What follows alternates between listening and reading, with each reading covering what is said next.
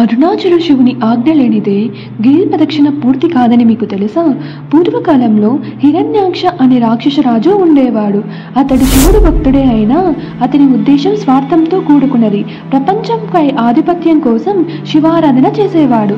అతని మనసులోని ఉద్దేశాన్ని గ్రహించిన శివుడు ఒక బ్రాహ్మణ వేషంలో వచ్చి ఇలా అన్నాడు: నీవు అరుణాచలేశ్వరుణ్ణి చేరాలంటే ముందు అరుణాచల గిరి ప్రదక్షిణ పూర్తి చేయాలని చెబుతాడు. హిరణ్యాక్షుడు అహంకారంతో అంగీకరించి ప్రదక్షిణ మొదలు పెడతాడు. కానీ మార్గ మధ్యంలో అనేక అడ్డంకులు వచ్చాయి. చివరికి ప్రదక్షిణ పూర్తి చేయలేకపోతాడు. అప్పుడు శివుడు తన స్వరూపంతో ప్రత్యక్షమై ఇలా చెబుతాడు: ఇక్కడ శక్తి ఆధిపత్యం కోసం వచ్చే వారికి స్థానం లేదు.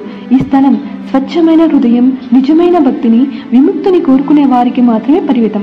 నా అనుమతి లేకుండా అరుణాచలాన్ని ఎవ్వరూ చేరలేరు. అప్పటి నుంచి భక్తులందరూ నమ్ముతున్నారు, శివుని అనుమతి లేనిదే అరుణాచల దర్శనం ఎవ్వరికీ సాధ్యమవ్వదు. ఈ వీడియో మీ వరకు చేరిందంటే ఆ శివయ్య పిలుపు మీకు అందినట్టే. ఓం నమః శివాయ.